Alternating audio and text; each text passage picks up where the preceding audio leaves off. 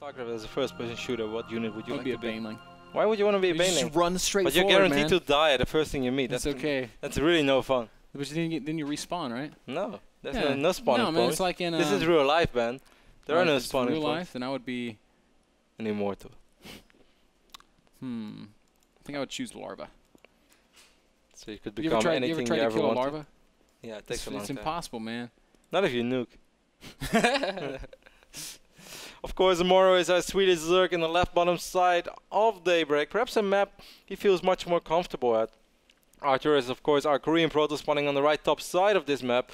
Perhaps it had everything to do with that fact, Ben, that Morrow is not that comfortable on Whirlwind, hasn't played that many games on it, hasn't been in Korea for a little while, and I cannot really imagine any competitions where Morrow would practice Whirlwind for until we decided to pick it up. And it's been here and there in foreign leagues, but so far it's mostly a map used in Korean leagues. That's true, and it's going to force these players to prepare something for their time on Whirlwind, certainly.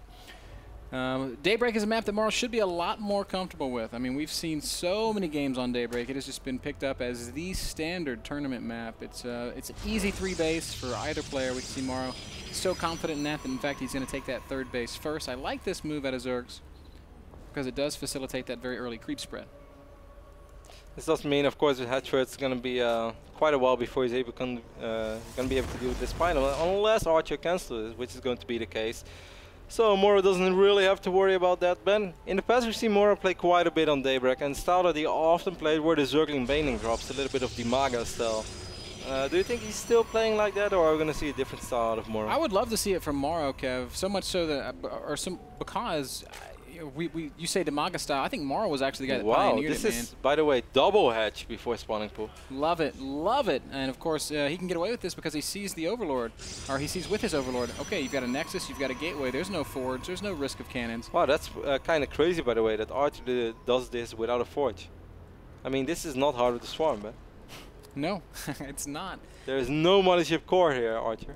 Yeah, you're exactly right, Kev. But so, we've been seeing a little bit of this at the pro level recently, where players are just getting as greedy as they possibly can. I've told you about this build, sort of, and then I got the forge, and you started giggling at me. I like write this, Nexus first and then Gate, and you started giggling at me. Why did I giggle? Because you said that it sounded really silly. If Nurture would run 4 links across the map, I would be dead. Well, yeah, but I mean, he's playing against Hatch first, so it's a lot safer. I mean, if you're playing against 13 pool, it's it's a little bit risky. But yeah, I think in this case it's great. It makes a lot of sense because it's going to allow Arthur not only to start his Cybercore super fast, make a couple of units and try to pressure, but it's going to speed up his warp gate timing. So he can, if you wanted to make a 2-base push, it's going to come so much faster than it would if that forge were in the mix. Or even just a 4-gate, 4-gate +1, or even without the +1, of course, since he doesn't have a forge. Any sort of 4-gate pressure while still probing up behind that is going to be so powerful right now, because it's going to hit ridiculously quick when you decide to skip the forge. And you know what makes it super scary, Kev?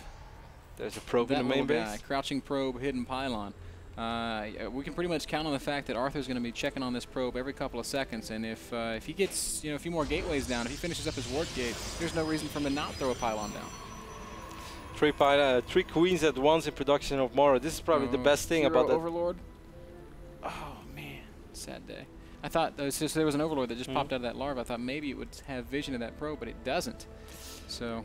Well, I want to say this is one of those nicest things about this 3 hatch styles, that all 3 queens spawn pretty much at the same moment. So it should be very easy for a Zerg for a little while have close to perfect injects on all 3 bases, because obviously it's a lot nicer when everything lines up. It does make lining up your injects nice and easy. We can see here at 6 minutes into the game, Zerg already with a worker lead, and with Larva popping off soon. Yeah, it took Morrow over 7 minutes in the previous game to get here. With Larva popping off soon, that worker lead is going to be massive. In fact, he'll be able to make 12 drones at once here in just a second.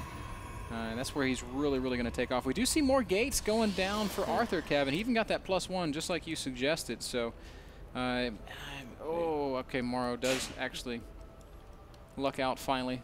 Maybe it's luck, maybe it's skill, but sends some Overlords to the corner of his base and does spot the probe. So there will be no in-base warp ends for Arthur. And we see a Roach Warren in production now for Morrow as well. So that is already a little bit different. He has Overlords in decent positions. Arthur perhaps saw that Overlord before. Arthur's going to throw the pylon down anyway. Right below the Overlord. And Morrow's not reacting to it at all, man. Nothing on the production tab. No units. He's got larva. He has links I on guess the he's map. just waiting for the Roach Warden. He made 10 links, and now we go. I mean, Morrow is going to definitely see this. This is very crazy, by the way. This makes no sense. A couple Zealots still going to be warped in. These are just suicide Zealots. And his... Well, I mean, during all this, he is buying time. The army is making their way over across the map, and these 4 Zealots are actually doing a reasonable job.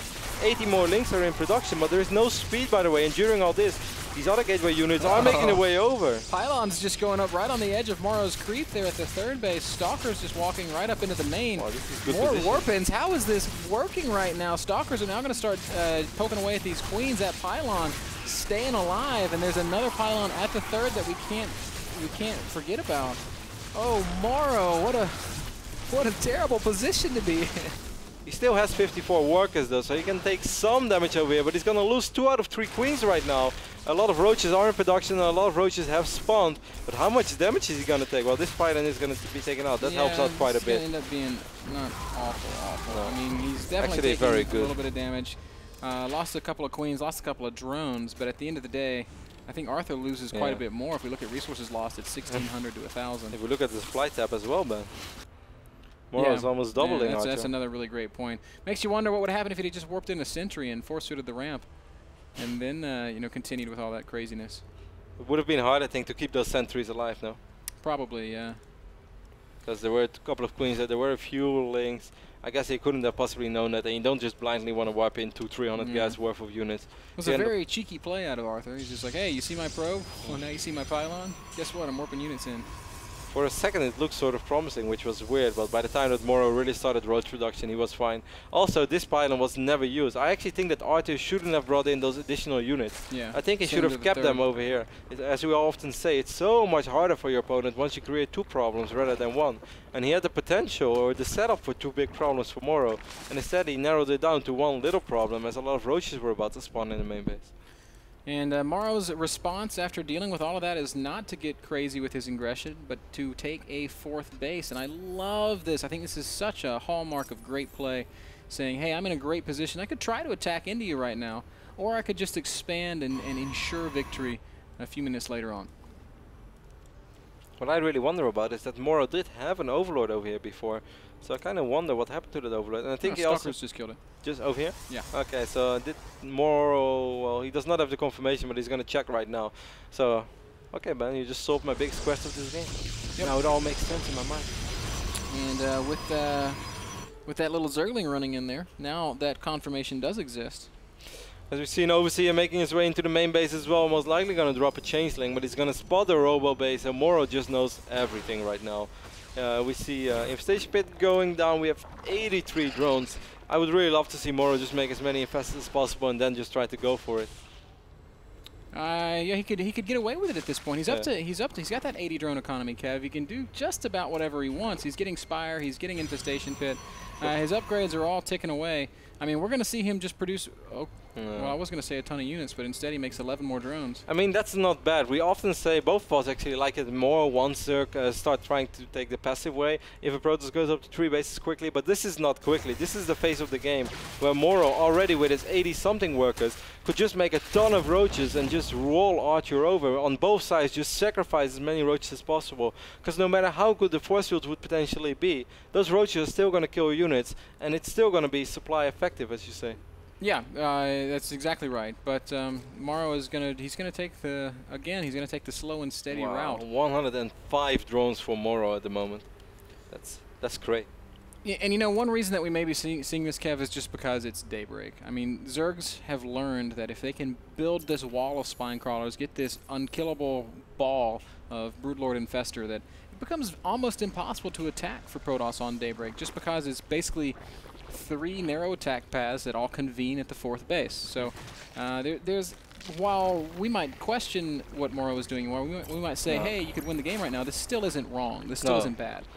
Without a shadow of a doubt, this ain't wrong. This is Morrow's doing sort of everything right. And some people might actually have thought as well, imagine if he loses all the roaches and then dies to a counterattack. If you're as far ahead as Morrow was, that's very unlikely, because even the best forces in the world are not going to protect Arthur on 2 places at once without losing anything.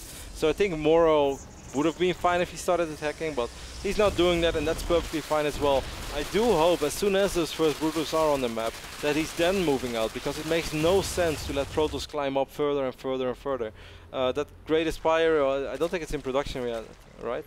No. No. He didn't start it. Done. There it goes. Yeah, you're right, Kev. And if we just look at the supplies right now, this is the point where Morrow should just try to trade something, exactly. right? He's maxed out. Arthur's not. It's a sick economy. He's still on 100 drones. I guess he could make 20 more spine crawlers. I mean, he has 8 Corruptors soon. As long as you fungal and fly in with 8 Corruptors, drop a couple of fungals, infested terrors, have roaches, you're always going to kill Stalkers, you're always going to kill Colossus. And why not? Once you're maxed out on 85 workers, why not try to take something out of that poor Protoss, I would say, in between brackets? Because Arthur is going to be pretty poor in the near future. I mean, hey, he's going to be 2 base, man. His main is mining out. We're probably going to see him move out and try to secure this central expansion as his 4th pretty soon. Morrow, in the meantime, is just still adding more spines, adding more infrastructure, getting more of his upgrades out. He can't really add any additional tech. You don't really see late-game Ultralisks in ZVP. How often do you see this, Ben, that like a Zerg that's turtling up actually has way more army supply than the Protoss? It's funny, but it's all a side effect of the way the game opened up, with Arthur trying to do something a little bit cute and it really backfiring. Arthur is now out in the center of the map, wants to kill these rocks, opening up that faster attack path, but as we can see, this is not an attack that is going to... it probably won't go very well, just because Morrow has all these spines, has all these units. He's morphing the Broodlords now. Yeah, and he's going to have 2-2 upgrades soon as well, and that's going to help so much on those little Broodlings. This, though. Later on, Morrow finally decides to sacrifice a couple of units, and it's gonna be sort of worth it, I want to say. But actually, those Lynx are trying to focus on the same time. cannon. We've got some more Prism Harass attempted down on the bottom side of the map, but Morrow all over it, easily deals with the Prism. As you pointed out, Kev, that run by of Morrow's does minimal damage and then gets cleaned up, but what it really achieves is freeing up that supply. 7 more Broodlords in production. That's going to take Morrow up to 11 Broods, 7 Infestors underneath it, and still a very healthy 83 drone economy. We'd love to see Morrow unborrow these units before the cannon is ready. It's going to be very annoying for Arthur, as he's going to try to attack perhaps once more. 7 Broodlords, and it's going to be up to 11, man. 11 Broodlords and 7 Infestors. Morrow just has everything he wants. He could land Fungals right now. Go for it, Morrow. And I think we will see that. There's no mothership anywhere. Why no Fungal? Completion. Yeah, I think a small misplay. Finally, a Fungal goes down, and Broodlords will come forward and start working on the units that are caught there. But, wow, actually, that's a really nice exchange there for Morrow, as we've got Arthur blinking forward aggressively. He's going to lose more Stalkers there. Infestors dump all of their energy, and a lot of Infestors actually dying, but that was still a pretty cost-effective trade for our Zerg player. Morrow kept pretty much all of his Broodlords alive, and that's of course the most important thing. Arthur does not have the money. Well, he sort of has a little bit of money right now, but as long as you're not on 4 bases, man, you often don't want to go for motherships. He's going to drop the fleet beacon right now, as he's going to try to expand over here, but there's that also annoying Burrowed Zergling. And this is so risky. Well, if he gets fungal, he's going to lose so many of these Stalkers. No energy for Fungal, though, so Arthur is going to be able to sneak away here. Fleet beacon is on the way, so mothership is not so far out.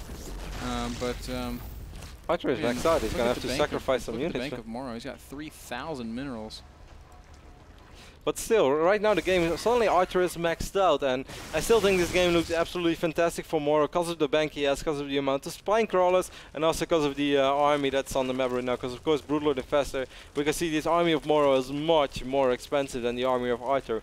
But still, Ben, who could have ever thought that Arthur was going to be able to max out eventually again in this game? Yeah, I mean, I wouldn't have made that sort of a prediction. Yeah. I would have thought that Morrow would have won the game already, but Morrow does give him the room. It's not that Arthur did anything exceptional, it's just that Morrow didn't do anything, period. And now we've got a maxed out Protoss, and this is where things get a little bit interesting. Still no mothership in production, but the Stargate is done and the fleet beacon is done, so we will see mothership soon. Nice fungal here by Morrow, but Arthur kind of needed this, Ben. He needed to lose some units because he can't make a mothership. He was maxed out. He's just going to wipe in more Stalkers, so I guess he doesn't want one. He does have the money for it, so I'm really surprised by the fact that he doesn't max out. Yeah, this is a little bit strange. Arthur also looks like he wants to expand down around the bottom half of the board. We're going to see a big fight here in the 4th base of Morrow. Stalkers blinking so aggressively, and this is so dangerous against these kinds of Broodlord numbers. Still, though, Arthur pushing forward, kills a lot of Broodlords, but he's going to lose so many Stalkers, maybe all of his Stalkers. And Morrow's Broodlord count still very high. 10 Broodlords remain. On the rematch, we've got Zerglings and Roaches coming out. 7 more Corruptors on the way. Again, another aggressive blink. These Stalkers are actually starting to really chip away at the meat of Morrow's army, but still the Broodlords just with the range and with the damage output. Morrow doing a fantastic job reinforcing his army and also falling back on those spine crawlers. Everything that could have been sort of risky for Morrow if he didn't have those spine crawlers to fall back on, and also the reinforcements coming in were very good. Did a good job with the infestors as well, kept most of them alive even when they were out of energy. But Morrow just still has a fantastic bank, so even if he would lose some units, he would still be in good shape. I really wonder what's the purpose of these war prisms, by the way. Oh, and man, I've never seen somebody blink so aggressively. Arthur just jumping right into the Zerg army. Again, he's going to lose so many Stalkers. There's a big Stalker warp in right behind it, but he just doesn't have the same kind of bank that Morrow has. That's a really nice blink, actually, below those 4 remaining Broodlords. 2 of them are down already. As you said, he's super aggressive. He's just dancing in between spine crawlers. More Broods trying to morph, but Arthur will pick off a couple more. Such aggression in the face of this Zerg, quote, death ball. And Morrow is now remaxing on Roaches and Lings, and that's not as effective as the Broodlord composition. We'll see if the army of Arthur is able to hold up to the reload. Again, a very aggressive blink. Arthur, what are you doing? These suicide blinks, but he's somehow sticking around in spite of it. 190 supply for Morrow. Arthur dipping down below 120. I think actually at this point we can officially say Protoss overextended, Kev. If all else failed, man, you just fall back and max out on Roaches, even when they are O3 and upgrades. They are pretty good when you have a 4,000 mineral bank. Morrow doing the exact right thing as he realized that the Archer's, well, sort of his death ball count was really slowing down. Archer was never able to expand. He wanted to expand, but this one little Zergling triggered this over-aggressive play from Archer. Yeah, that's right. If we really kind of zoom out a little bit, and there's the GG from Arthur.